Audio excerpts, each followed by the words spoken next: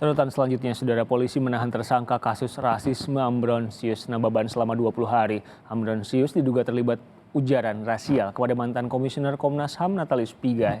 Penahanan dilakukan mulai hari ini di Bareskrim Polri setelah keluar surat dari Direktorat Tindak Pidana Siber.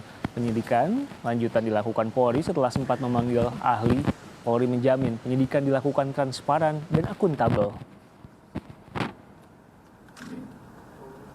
Dan juga ditandatangani 27 Februari sampai dengan tanggal 27 Januari sampai dengan 15 Februari. Jadi 20 hari ke depan di Rumah Tahanan Negara Bareskrim Polri. Setelah ditetapkan sebagai tersangka kasus rasisme, Ambrosius Nababan ditangkap penyidik Bareskrim Polri Selasa sore. Penangkapan dilakukan setelah penyidik melakukan gelar perkara dan memeriksa Ambrosius pada Senin lalu.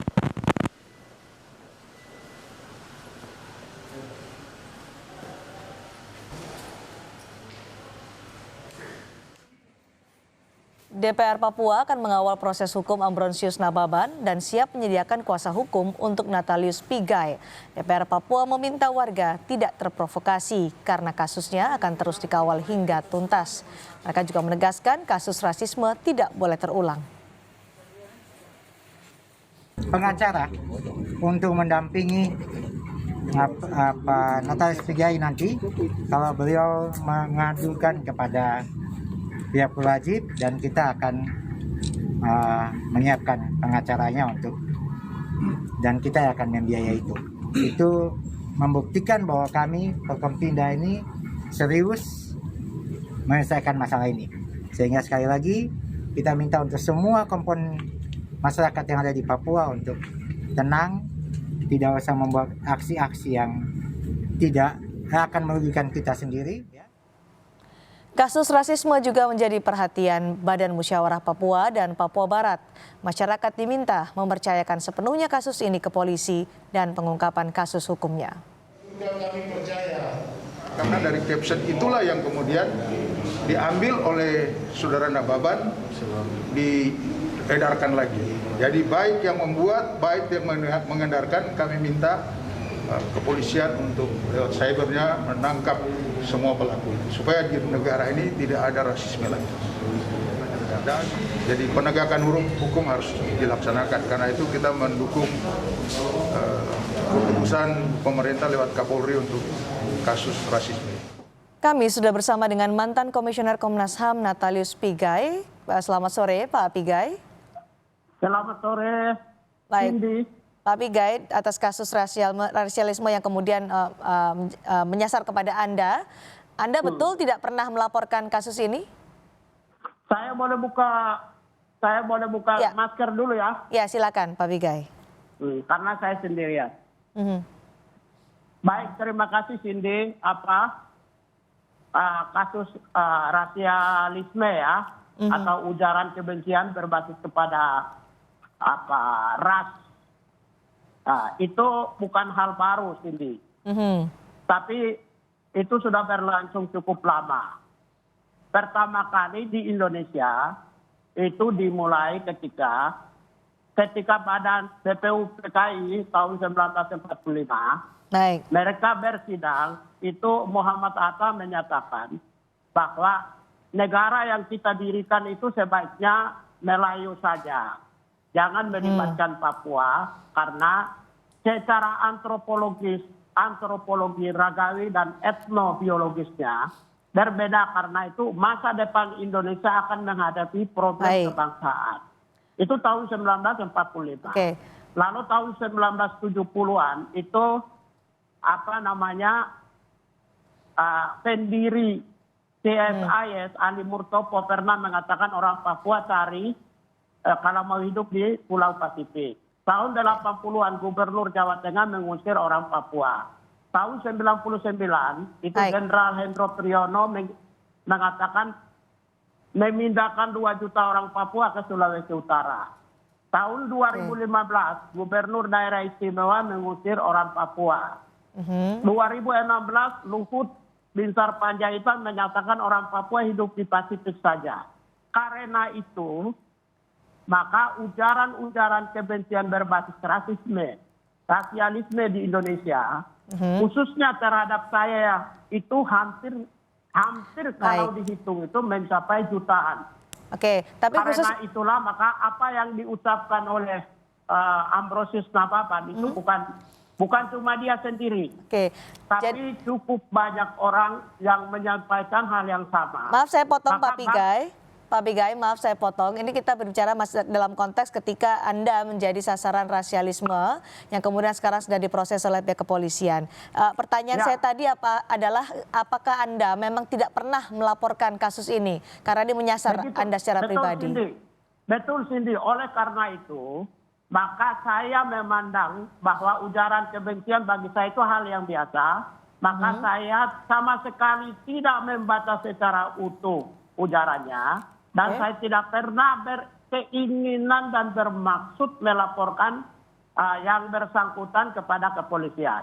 Tetapi ingat, berdasarkan Undang-Undang 40 tahun 2008 tentang rasisme, itu serangan kepada rasisme itu bisa individu natalis, tapi juga bisa komunitasnya natalis. Maka orang Papua sudah pasti tersinggung karena ada memoria pasionis. Memori derita karena adanya Papuafobia dan rasisme. Karena itu mungkin orang Papua yang melaporkan, jadi bukan saya. Pak Pigai mengenal pihak yang melaporkan ini? Saya sama sekali tidak mengenal, sama sekali tidak pernah telepon. Dan ingat bahwa ketika berita-berita di media nasional keluar, baru saya tahu tanggal 24 siang, baru saya tahu. Sementara berita-berita di nasional itu 23 sudah beredar. Jadi sama sekali saya tidak tahu, saya tidak mengenal Ambrosius. Saya juga tidak terlalu baca utuh tentang postingannya. Karena itu saya bukan pihak yang memiliki relasi hukum dalam konteks ini, tapi ini urusan hukum antara yang bersangkutan dengan rakyat Papua. Pak Pigai, saat ini kan sudah ditangani oleh polisi. Tadi Pak Pigai juga menyatakan sama sekali tidak pernah ada berpikir untuk memenjarakan orang terkait dengan hal-hal seperti ini. Ketika ini sudah ditangani oleh polisi, apa tanggapan Anda soal kasus yang kemudian soal rasialisme dan melibatkan Ambrosius Nababan ini? Ya, karena saya putra Papua, saya orang Papua, saya bangsa Melanesia. Karena itu orang Papua merasa tersakiti, maka saya sudah pasti menjadi bagian dari mereka. Maka hari ini saya sudah memberi apresiasi kepada rakyat Papua yang melaporkan kepada yang bersangkutan, baik itu pemerintah, baik itu organisasi masyarakat maupun juga masyarakat. Kemudian kepolisian dengan konsep presisi yang digagas oleh Kapolri baru, saya tentu memberi apresiasi. Ini angin baru adanya keadilan bagi semua orang di Indonesia. Baik yang mencari keadilan, orang-orang lemah, maupun juga orang yang komunitas besar yang merasa tidak adil di Indonesia adalah kelompok Islam. Adanya kelompok Islam mengalami penderitaan juga di Indonesia. Kita kembali ke konteks Pak Pigai. Karena itu menurut saya mengapresiasi karena ketika Ono mengatakan menggunakan konsep presisi.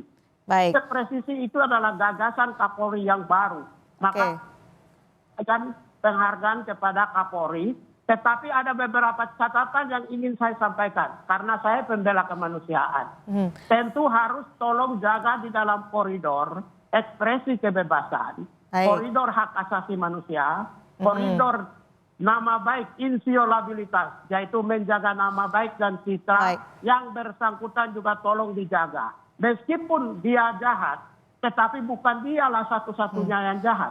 Menurut saya ini sistem kolektif rasisme kolektif di Indonesia yang berlangsung lama. Sejak tahun 70-an sampai dengan sekarang. Pak Pigai, jadi karena tadi Anda di awal sudah menyatakan bahwa saya tidak pernah berpikir untuk bisa untuk memenjarakan orang. Kemudian kasus ini sedang ditangani oleh polisi, pasti ada konsekuensi hukumnya karena sudah ditangani oleh pihak kepolisian. Jadi harapan Anda seperti apa terkait dengan kasus yang menyasar Anda ini?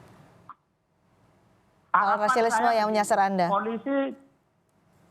polisi pasti profesional, objektif, imparsial, berbasis Perkap nomor 8 tahun 2009 ya.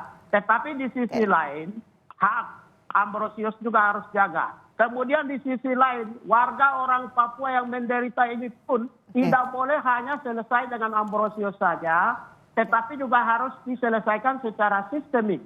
Maka saya meminta Ambrosius dia harus menjadi whistleblower karena dia bisa menjadi pintu masuk untuk membongkar gerakan dan satu skenario sistematis rasialisme di Indonesia. Baik, Pak Saya Pigai. pikir itu. Kita serahkan nanti pada polisi untuk bisa mengusut tuntas kasus ini. Terima kasih Pak Natalius Pigai telah bergabung bersama kami di Kompas Petang.